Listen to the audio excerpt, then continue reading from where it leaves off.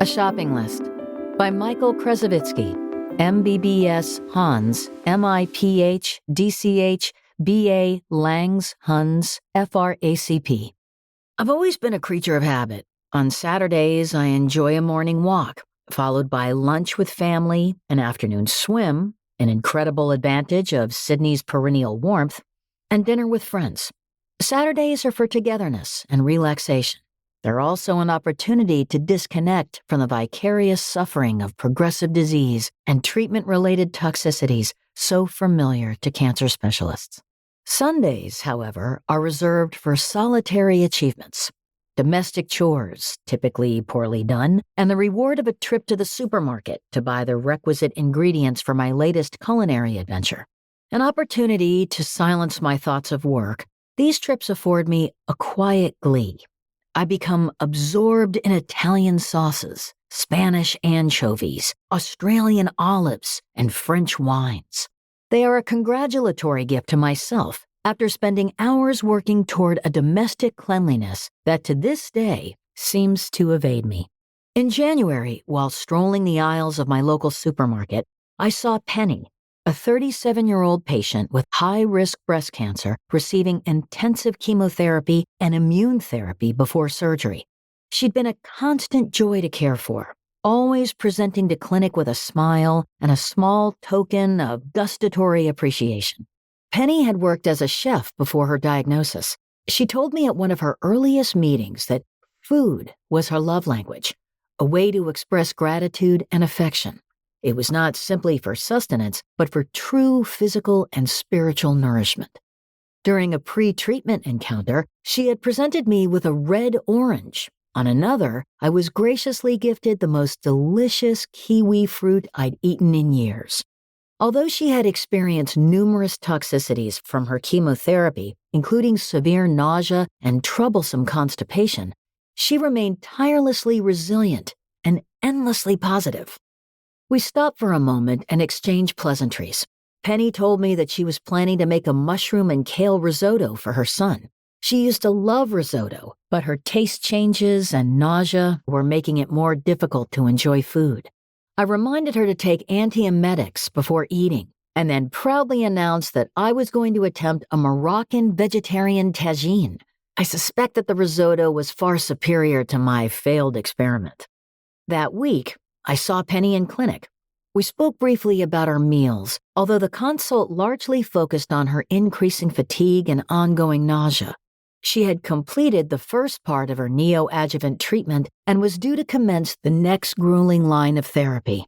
We spoke about the toxicities of this new pharmaceutical cocktail and again went through the suite of supportive medications that could be used should she feel unwell. That Sunday, once again, our eyes met near the seafood section. Penny told me that the first cycle of her new therapy had smashed her. She was feeling less optimistic about her treatment, but insisted on telling me that she'd see it through. A prawn pasta was on the menu. She'd purchased a kilo of prawns, one of her son's favorites. The all-consuming odor of the fish market had caused her to vomit, but she knew how much her son wanted pasta, so she persevered. I reminded her that she had prescriptions for additional anti-nausea therapy should her regular medicines be insufficient. I proceeded to purchase my own prawns. A stir-fry, I told her. Over the ensuing weeks, Penny and I met serendipitously every Sunday evening at the supermarket. By now, she'd made some exquisite-sounding meals. Spaghetti melanzane, pan-seared barramundi, and a stewed lamb shank. Although she loved food, it was clearly becoming more of a struggle to maintain her intake. In clinic, examining her increasingly thin frame, we spoke about ways to reverse the 7 kilograms of weight that she had lost since the commencement of therapy. Before her third cycle of treatment, Penny and I, like clockwork, stumbled into one another at the supermarket. She looked tired, still clad in pajama pants instead of her usual vibrant couture. She wasn't up to a big meal, she lamented as she picked a pre-made pizza off the shelf. Now keenly aware of her culinary prowess, I was surprised and somewhat deflated by her purchase. As we walked down the aisle, I encouraged her to buy some ice cream, something simple to increase her caloric intake. She smiled and promised to give it a try. I told her that we'd discuss dose reductions when we next saw each other. I didn't see Penny at the supermarket for the following 3 weeks. In clinic, she described worsening fatigue, a pervasive apathy to food, and ongoing significant nausea. By now, she was on near maximal antiemetic therapy. We spoke about terminating neoadjuvant therapy early. After some gentle negotiating, we agreed on another dose reduction. Another 4 weeks of solitary shopping went by. I was worried about Penny. She'd opted to do her last clinic appointment by phone, a sign in my mind that treatment was leading to more harm than benefit. By this point, she weighed 9 kilograms less at the initiation of therapy.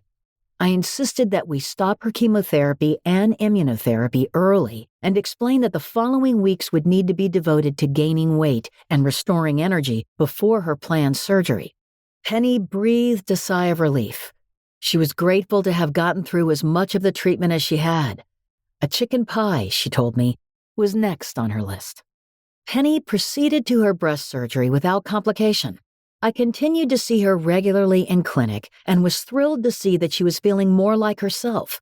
She was gradually gaining back some of the weight that she'd lost and was looking forward to cooking more for her son. He'd missed home-cooked meals, citing specifically the insufficient cheese on the pre-prepared pizzas. 2 weeks after her mastectomy, Penny was back in the supermarket. I spotted her dutifully studying the nutritional information of a pesto before saying hello. She was feeling positive after her surgery and felt that she was healing well. I knew by this point that she had extensive residual disease in her breast at the time of surgery, but we were planning to see each other in clinic 4 days later. Now was not the time to have an aisle consultation. I scurried off, lest my facial expressions suggest to her that I held information she wouldn't want to hear. At our next clinic appointment, Penny and I assiduously reviewed her operative pathology. Her tumor had been more extensive than originally suspected, and she'd require further chemotherapy and immune therapy. The thought of more treatment triggered immediate and visible nausea. Nonetheless, we give it a go. I provided her with a script for chemotherapy tablets and arranged to see her in a fortnight. 2 weekends later, Penny was at the supermarket again. Her nausea had returned with a vengeance, and she was experiencing diarrhea, a new symptom for her. The thought of cooking for her son made her feel sick, and her mother had come to stay to help with some of the caregiving. Penny was buying the ingredients needed to prepare fish and chips, although didn't feel up to making it. Her mother, a famed cook about whom I'd heard a great deal, would be helping with the preparation. As she walked away, I asked Penny to make an appointment to see me that week. Something about her demeanor in the aisle worried me. I thought about it for a moment and then returned to my shopping. Fish and chips sounded like a nice idea. That week, Penny told me that she'd been feeling flat. Her energy levels had gone down again. I examined her abdomen and noted, for the first time, tenderness in the right upper quadrant. I organized a CT scan, and there it was, multiple hepatic metastases, as well as new lung and bone lesions. Hearing the news devastated Penny. She'd retained her optimism throughout the distressing journey of neoadjuvant therapy and felt that she was owed some good luck. "I'm sorry," I told her, and I was. The following week, we spoke about the options available. I discussed the data for traditional treatments, novel therapies, and clinical trials. I mentioned that, of course, not pursuing anti-cancer therapy would be acceptable. I provided all the information I could and made an appointment for 7 days later. After considering her options, Penny told me that she was not going to have any more cancer treatment. "I just want to be with my son," she said, tears visibly building behind her eyes. So much time had been stolen from her already, and she now had the opportunity to rest with her body as it slowly deteriorated. She was comfortable and wanted to use what time she had left to enjoy the precious moments available to her. With tears betraying my professionalism, I explained that I supported her and that I would be there with her throughout the journey. For the next 6 weeks, Penny and I saw each other every Sunday night at the grocery store. She was throwing caution to the wind and had a checklist of meals to prepare and enjoy before she died. Despite her ongoing weight loss and progressive fatigue, she appeared invigorated. During this time, she'd made extravagant meals, childhood favorites, comfort desserts, cakes bursting with chocolate, savory pies, and all manner of seafood. There are so many things to look forward to, she told me. Over the following month, however, I saw Penny only once outside of clinic. From the canned food section of our local rendezvous, she smiled from ear to ear. Although we didn't speak, she looked tired and strolled the aisles more laboriously than I'd seen. Then, Penny stopped coming. I saw her mother, who told me that she'd been bedbound for much of the preceding week. She was comfortable, I was assured. In the middle of May 2025, Penny died. She was at home, surrounded by her family. She'd drunk a tablespoon of seafood broth the night before her death. Her mother lay fruit by her bed in those final precious hours, a reminder of the magnificence of life and her deep affection for the natural beauty of food. The supermarket now seems lonely on a Sunday night. I've started bringing my headphones, an attempt to silence the sadness of shopping alone. I realize now how precious those moments with Penny were. They were an opportunity for two strangers, thrust deeply and rapidly into each other's lives by cancer, to smile and speak about dinners. Now, I buy a kiwi fruit when I can, to savor the memory of a truly remarkable woman.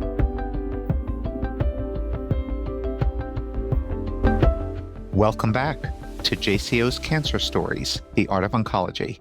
This ASCO podcast features intimate narratives and perspectives from authors exploring their experiences in oncology. I'm your host, Mikkael Sekeres. I'm professor of medicine and chief of the Division of Hematology at the Sylvester Comprehensive Cancer Center, University of Miami.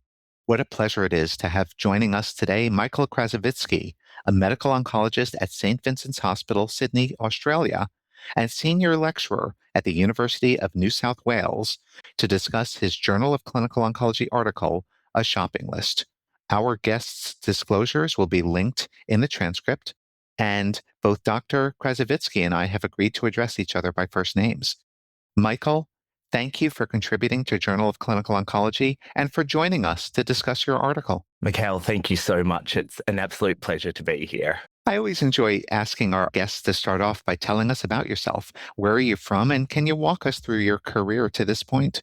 Sure. So I am from beautiful Sydney, Australia. We have a slightly rare overcast day on a background of a week of divine sunshine. I've taken full advantage and been to the beach a couple of times. It's been very detoxifying. I work at St. Vincent's Hospital in Sydney, which is a large hospital in the middle of Sydney that looks after some really disadvantaged parts of our population, has a very large Aboriginal and Torres Strait Islander clientele, and it's a real honour to be able to care for our First Nations patients.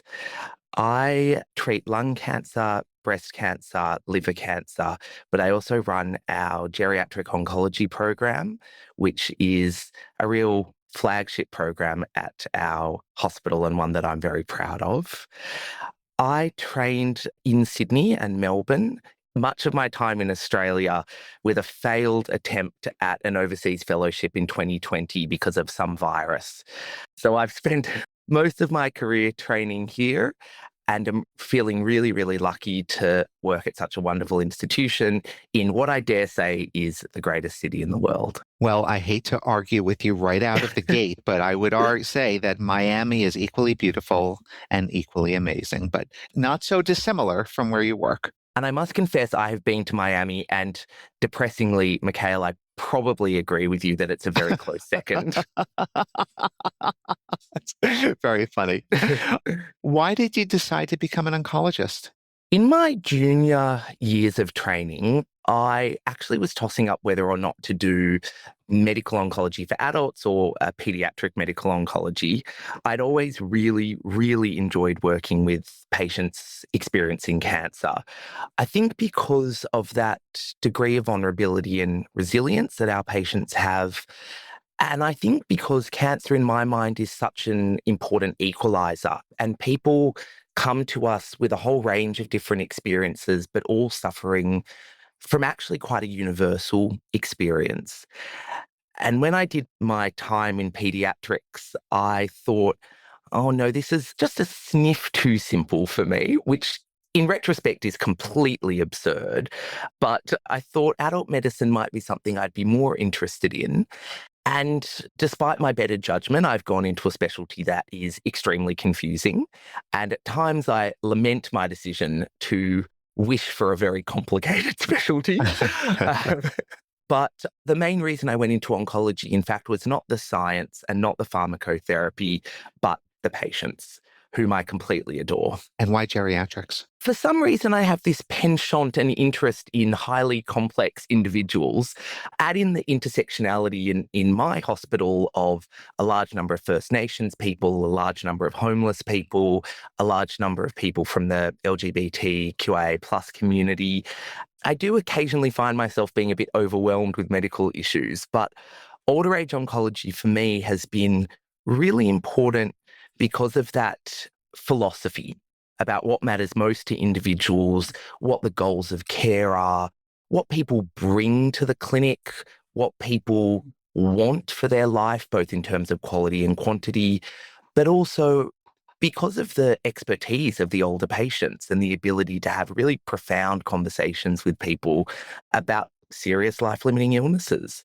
I love how you said that. Often in oncology, when we see a young person with cancer, it's a foregone conclusion that we will be very aggressive at treating that cancer and do everything under the sun to eliminate that cancer, hopefully for good. But when it's someone who's older and the odds have shifted, when that risk-benefit analysis isn't as clear-cut, and you have somebody who has decades under his or her belt and looks at what they want to accomplish with the remainder of their life, the calculus for treatment becomes even more complicated.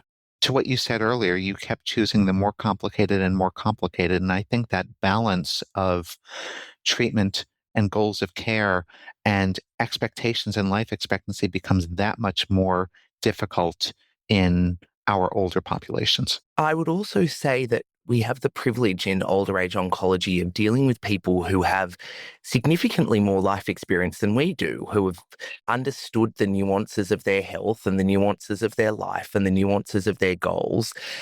And it's a great privilege to be able to understand that really deeply and to be able to make truly collaborative decisions that perhaps, as you said, are not simply informed by, I need to follow this strict guideline because this young woman has triple negative breast cancer and I've got the data that shows an improvement in overall survival.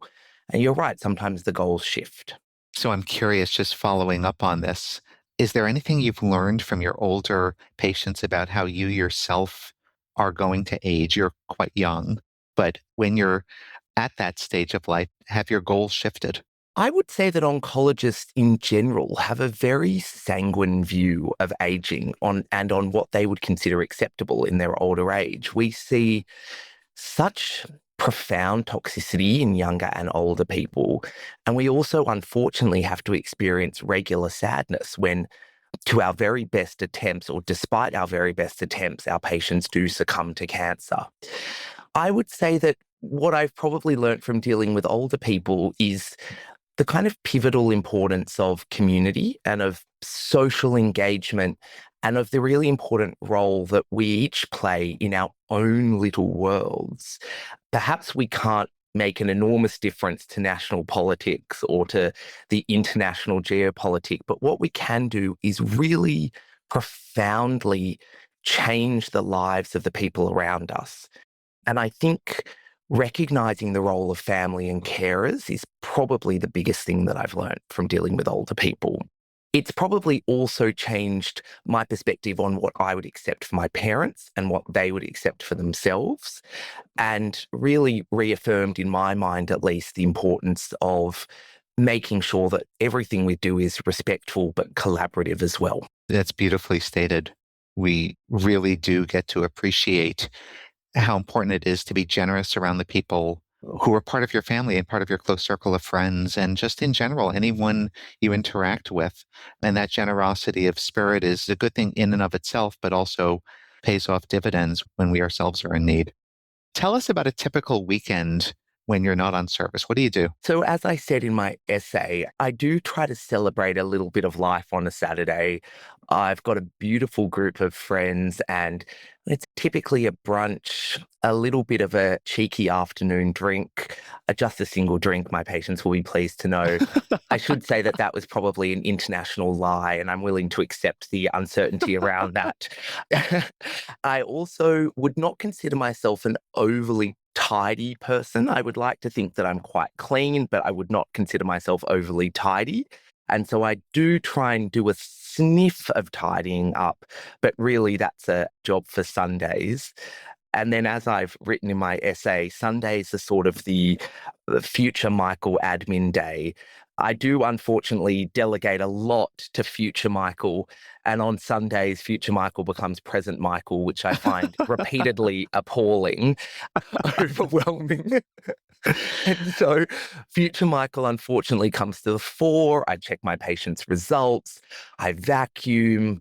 I've just got a new dog, so he needs a lot of attention, bathing, grooming on a Sunday. And then I try to congratulate myself in the afternoon by going to my local grocery store. I was brought up in a beautifully ethnic household, and food was considered a really important part of my upbringing. I've taken that love into my older years. And so Sunday evenings for me are a pretty precious time where I do a rather extravagant grocery shop and I think about my meals for the week and I think about what will bring me joy and nourishment to cook. Sounds like a terrific weekend. How did you first get into cooking? My family is wonderful, frustrating, and boisterous. Both of my parents are the children of Holocaust survivors and came to Australia as refugees. I think it was somewhat indoctrinated into them that food was a very precious resource. And growing up, that was repeatedly and aggressively enforced on my brother and I. So we grew up in a household where the expectation was that we would savor every bite of our food. And my mother felt that it was her responsibility almost to pass on the cuisine of her parents, which was deeply Eastern European, extremely fattening and very nourishing. And I remember even as a young child standing by her while she cooked and her teaching me the recipes that her mother had passed down to her. So I can't even say where it specifically started. It was always just an expectation of my life that I would know how to cook. You tell a beautiful story about a patient of yours whom you name Penny, pseudonym, whom you run into at the grocery store. Was that the first time you've encountered a patient outside of the hospital? Certainly not. I live in an area relatively close to my hospital. I do bump into people not infrequently. There's a patient of mine who goes to the same pool as me. He's in his 80s. I cannot tell you how crushing it is that he swims almost twice as fast as I do. And with such grace, while I sort of flop around like some kind of flounder fish. So I do bump into patients not infrequently, but Penny was the first patient who I seemed to see very regularly at the same time in the same space. Was it jarring to see her out of context of the clinic?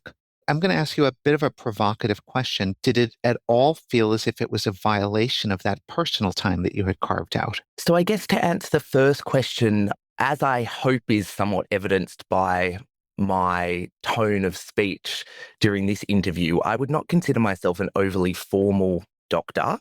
I do like to share some of myself with my patients.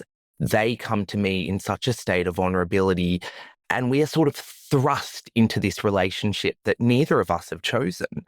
And I think it is incumbent on us as professionals. I do feel it's important that we give some of ourselves to our patients in order to enable them the space that they need to share such important parts of their life.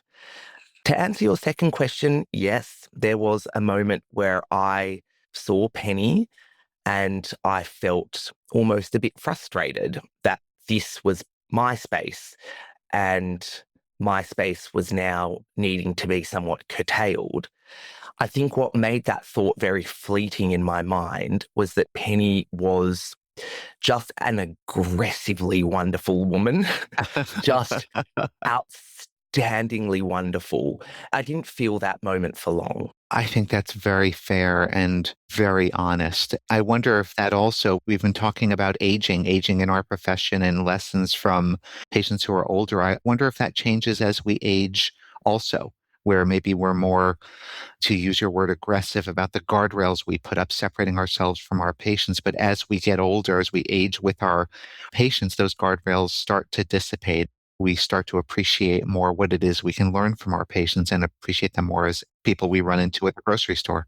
Agreed. And I think when we're sitting in a clinic room, it's really easy to think of our patients as individuals with cancer. But what I hope I get across somewhat in my essay is that, like us, these people sleep and eat and drink and have friends and have lives and have joys and have fears, which are in fact innately human experiences. And if you take the clinic out of it, we're really just people sharing a journey together. Unfortunately, one of those journeys is marred by a cancer diagnosis, but fundamentally, we are all just identical beings. Mikkael, you really care about her. That comes across in your writing. Can you talk about the time you encountered her when you suspected something was wrong with her medically? That was a pretty confronting moment, actually. There was such a correlate with her food choices at that time, and we medicalize food and weight. But to see someone struggle with their food choices and that being indicative of a malignant process was actually really confronting. And there were a few moments with Penny where I realized that things were not going well. And to have that thought be present in a space that I found so nourishing was really confronting. And as I mentioned in my piece, I felt this need to hurry off, which was not a need I had experienced in that space prior. It's really fascinating because you probably on some level you almost couldn't quantify, knew something had changed with her. And I don't know, maybe I'm overstepping here, but it almost sounds like you didn't want to reveal your cards to her until you were sure. That's not an overstep at all, Mikkael. In fact, much more eloquently stated than my rambling. That's absolutely correct. I sensed something was wrong, and that sense was primordial and really driven by observations. But to be in a sacred space for both of us and to almost bring that space into disrepute, I think would have been jarring and confronting. That space was a shared, non-medicalized, generous space. And I think it's important for both of us that it stayed that way. What was it like shopping for food in that sacred space after she had died? Do you know, I still actually struggle with that a little bit. And I'm not really sure why. I mean, there was a strong emotional connection between Penny and I, but I still struggle with that because her image just appears in all of these aisles. And I don't mean a physical image. I perhaps just more mean the suggestion, the emotion, the sort of essence. That's actually still relatively confronting. And I suspect it will diminish over time. But as it stands, I've focused more on listening to podcasts when I shop. Certainly the JCO podcasts are a frequent visit. That experience has changed. And actually, I would say it's taken on a different form of sacred to me. It seems more like a shared sacred space now. And it's made me reflect on all of my patients who go shopping and who nourish themselves with food. And that community of sacred spaces is perhaps more front of mind. Wow, well, what an incredible place to stop and to thank you, Mikkael Krasovitsky, for joining us today. You've just been amazing. You're inspiring. Well, thank you so much, Mikkael. I really appreciate the opportunity to talk about Penny, and I think to celebrate all of our patients who seek nourishment from us and seek nourishment from food. And I would encourage all of us to reflect on the fact that ultimately We are just people going through a journey, and food has an important part in that journey. Mikkael Krasovitsky is a medical oncologist at St. Vincent's Hospital in Sydney, Australia, and senior lecturer at the University of New South Wales. He has been talking about his marvelous essay, A Shopping List. Mikkael, thank you again for submitting your article and for joining us today. Thank you very much. If you've enjoyed this episode, and even if you've considered it nourishing, consider sharing it with a friend or colleague, or leave us a review. Your feedback and support helps us continue to have these important conversations. If you're looking for more episodes and context, follow our show on Apple, Spotify, or wherever you listen, and explore more from ASCO at asco.org/podcasts. Until next time, this has been Mikkael Sekeres for JCO Cancer Stories, The Art of Oncology.